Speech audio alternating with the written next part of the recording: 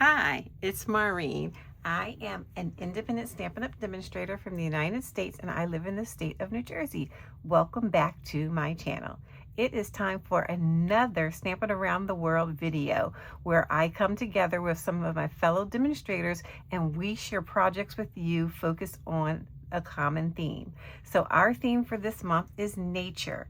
And for nature, I couldn't think of a better stamp set than to use the Lily of the Valley stamp set. So what I love about this stamp set is this beautiful happy birthday here. I love that you can stamp the leaves, the outline of the leaves, and then do the shading. I'm not doing that in my card, but you can do that. And then I also love the lilies, like Lily of the Valley. That's just a beautiful flower. So I am going to show you that here. So I want to remind you that at the end of my video, I want you to look in the description so that you can find links to other demonstrators from around the world as they showcase their talents on the theme of nature. All right, well, let's jump on into it. So this card is, I'm going to call it a fun fold because it opens like this, but yet it sits on a flat card base. So we're going to jump right on into that. Remember to give me a thumbs up to let me know that you are here and that you are enjoying this video. I am going to start off with my designer series paper. Let me show you in this catalog here, the May through August catalog, where you can see the Valley in Bloom suite. So this is the Valley in Bloom or collection. So yeah, it's a sweet collection. So here's the stamp set that I am using, and it does have beautiful dies that correlate with it. And you can see the dies here. These are all of the dies, except I took one out that I'm going to be using for today, which looks like that. So you can see that bundle. It also has an embossing folder with these beautiful florals. I don't know if you can see them well, but it's really pretty. I didn't use it for this card. I thought about using it for this card. I go through so many iterations as I am designing. So I did emboss the flower part and thought about putting that here as my focal point, but then it was just too busy. So I took that out and I'm getting into arches. So that's why I have that one there, but I didn't use that one. But I just want to show you where you can find it here. It's on pages, page 22 and page 23. There are some beautiful papers that go along with it. I am going to show you the papers here. Let me see if they're in here. Because I have used all my papers, so I don't have them. And actually, I don't see the individual pages, except if you look closely here, there's some right there, but they don't show them on this page, not all of them. There's some, there's one here, there's another one there, and so forth. And at my July Stamp With Me class, we created this card. So for this one, I did do the die cutting of the leaves here, and you can see that one. And this one I cased, I think from Mary Dieterich, something like that. And then this is the designer series paper in the inside, and we stamped on the inside. And I thought that was fun. So I decided to stick with this stamp set, and that is what I'm going to show you today. So the first thing we're going to do is pull out the card base. The card base measures at 5.5 by 4.5. Is that right? That's not 4.5. It's going to be 5.5 by 4.25. So I wrote that wrong. 4.25 is what that is. So if you are following along and trying to create it, it's going to be 4.25 by 5.5. And I think we should double check that just to be sure. Let's see. So we have, yep, 4.25 by 5.5. All right, awesome. And what we're going to do is we're going to take out our designer series paper, and I have a couple of pieces here. I have some strips. I'm going to tell you the sizes for these in just a moment. So we're going to start with the strips. These strips measure, and I wrote them on one, they measure 4 inches by 1/2 inch. So 4 inches by 1/2 inch. I'm going to turn this over, and we're actually going to put adhesive on the back, and we're going to adhere it right here, just like that. Looking at my card, it looks like I use more paper than that, but I do not. So that's what we're going to do. I'm going to get my silicone mat here, turn these over, and then put some adhesive on the back of them. Let me just make some room here. Okay, and I am using my favorite Stamp and Seal. I'm also going to be using the liquid glue as well. It's stuck in there. So these are my 2 adhesives for today. All right, let me put adhesive on both of them. Alrighty, and it's very sticky, super sticky. I'm gonna slide this over. I'm gonna take one and stick it right here on the side, leaving a nice border to there. And we're gonna do the other one. Let me move up a little bit to make sure you can see me. I'm gonna stick it here and there. Okay, now what I'm going to do is I have another piece. So this piece of paper, which I did not tell you, is basic cardstock. It's the thick basic white cardstock. So that's what I'm using for that. But then I'm also using more basic white, and this basic white is measures at 8.5 inches by 4 1/4, and then I scored it at 4 1/4. So it's 2 squares. Scored it at 4 1/4. I'm going to fold this over. I'm trying to decide where I want to put everything. Yeah, I'm going to fold it this way. I'm going to use my bone folder to flatten it down, just like that. All right, and I am going to adhere it right here in the center of my card. So I'm going to put some adhesive on the back, and I'm going to adhere it so that it opens sideways. You could also adhere it so that it opens from the bottom up. So I could, if I had decided to, put it on this way and have it go this way. But I'm going to try something different and have it go this way. So another thing that I've noticed is when I'm trying to line this piece of cardstock, the folded piece, to the flat piece, I need something to kind of keep them together so that I can make it nice and even. So what I used is my scoring tool. And with the scoring tool, I can sit my card base here, and then I can find the middle and just slide it right up to the edge and push down. And that way it should line up top to bottom, just like that. So your scoring tool, also your paper cutter is another one that has a nice edge that you could do the same thing with. So next I have a piece of the designer series paper, and the exact name of this paper is called, I guess it's called Lily of the Valley. Let me double check. This is all that I have left. I don't have a lot, just a few different sheets here. But on the back it tells us, so this is called Valley in Bloom. So it's the Valley in Bloom designer series paper. And this piece is measured at 4 by 4. So this is measured at 4 by 4, and it is directional, so you want to make sure that you are adhering it in the right direction. So 4 by 4, I'm going to put some adhesive on the back.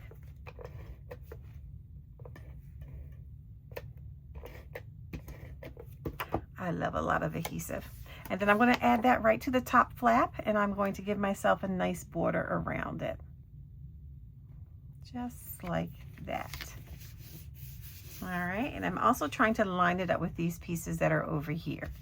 Okay, I still have more pieces here. I'm going to take these out. For the front of the card, I am going to be adhering a couple of things. So I have this that I die cut out. It is this piece right here, and I love using it on my cards. I think I've made like 3 cards using this. I'm going to use my silicone mat and turn this over and just add some dots of glue to a few spaces here. You don't need to put it on every in every space, or on the back of every piece of the cardstock. Just finding some, and I'm going to let that sit for a minute. I like to let it sit to solidify a little bit so that when I adhere it to my card, it doesn't run all over the place. So I'm going to do something else while we wait for that. So I'm going to move this to the side, and I am going to stamp these flowers back here. So I have a piece of scrap paper, And I am going to use my piercing mat, because since these are photopolymer stamps, the piercing mat helps you to get a nice clear image, and it also gives you that foaming feedback that the photopolymer stamps do not have, so that you can get equal coverage with your ink. I'm going to use Memento ink. I'm going to put that here, and just, I kind of slide it on there and then I dab. And I know this is upside down, it's okay. I'm going to turn it around. I'm going to stamp once, get some more ink, and stamp a second one. Okay, so I am going to be coloring these in, but before I do that, we are going to come back to this piece here and see if it is ready to go on our card, and it should be. So I'm going to pick that up, and I'm just going to sit it right here and lay that down. And I do hold it still for just a few minutes, just in case it, because when you use the liquid glue, it does slide around a little bit. So you want to hold it in place so it doesn't start sliding on you. All right, next I'm going to put my circle on. This comes from my favorite. So this is the Stylish Shapes. It is the second biggest circle that I used here. So this second from the second biggest, second largest, that's what this one is. I am going to be using some dimensionals on the back of this, and I have them ready here. I'm just gonna put maybe 4. 4 will be good. Okay, maybe 5. So I can have one right there in that center. Okay, and that will work. I'm gonna push those in and peel the backs off. And I have my little dish here that I put them in just so they're not all over the table. I'm going to next add that right here, just like that. Okay, so we're going to come back to these flowers here, to the Lily of the Valley, and I am going to color these. I'm using my blends for this. This one will be a little later, but I'm going to use these. So these are, I'm using a dark Berry blush, and I do have a light Berry blush. For my sample, I use them both, but I think I'm just going to use the dark. And what I'm doing is I'm making a line here. I'm following the line image on the left and the line image on the right, and leaving the center white. So line on the left, line on the right, and so forth for all of them. And it just gives it a nice little hint of this color that you can see in here. So I was trying to make it pull that beautiful pink out. So I am doing that for 2 of them because my focal point has 2. Now, I don't know if you know this, but there isn't a garden green blend. So instead, I am using 2 different greens to create a garden green color. So I'm going to start off with the dark lemon lime twist. And I'm going to use the thinner tip. I like to color with the thinner tip. This one, it seems like just kind of gets all mushy, and I can be more precise with this one. So I am going to sort of go around this flower very carefully and then color the rest of it in with my dark lemon lime twist. Okay, just one time, and then I'm going to do the same for this leaf here. All right, and next I'm going to grab my dark Granny Apple Green. Again, I'm going to use that thinner bullet tip and just color over it. And when you color over it, you get a garden green color by combining these 2 colors. Pretty cool, right? All right, I saw that from someone. Someone shared that. I did not come up with this color combination on my own. Someone else shared it somewhere, and I found it and held on to it. Once I do this, I then go back again and follow those lines just to make it darker in some places. So I add pressure and color the lines. Okay, so I do that for 2 flowers.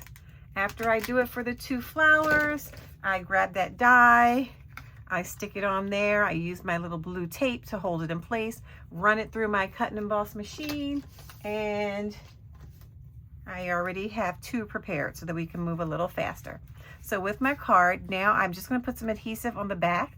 And with blends, you do notice that the color bleeds through, but that's just the way blends are because they are alcohol-based markers.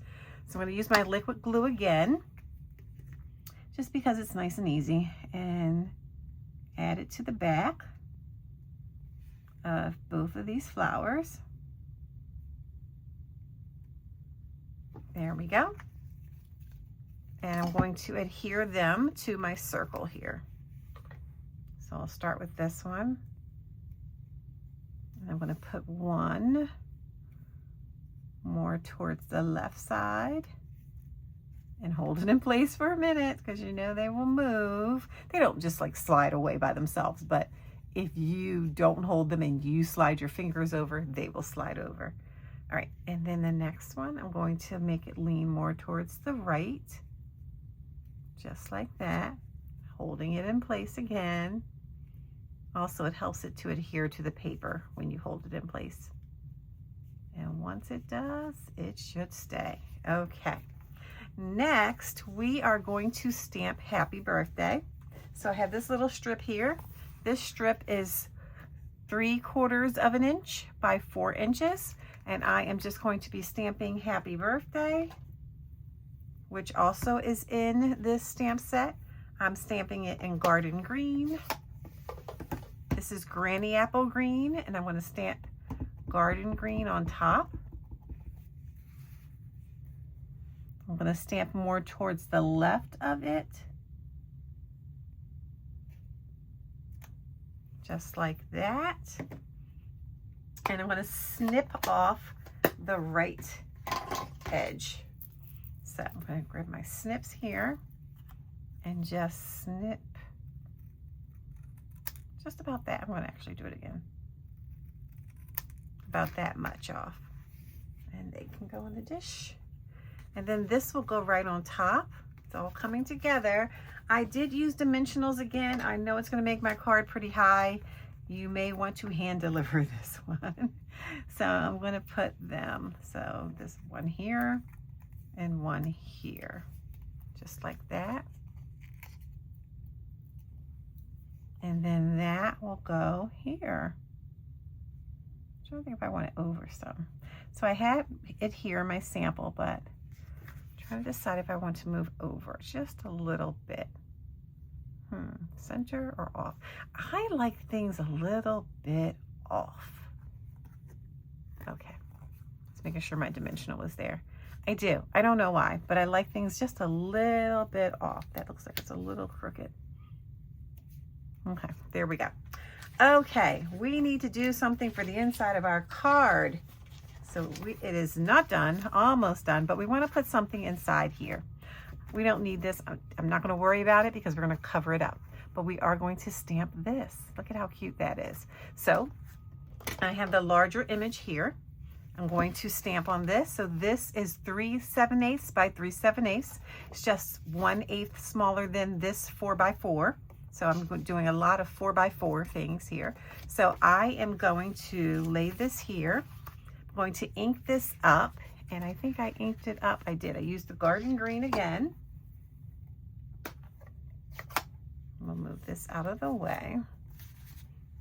So with my garden green ink, I'm going to ink this up.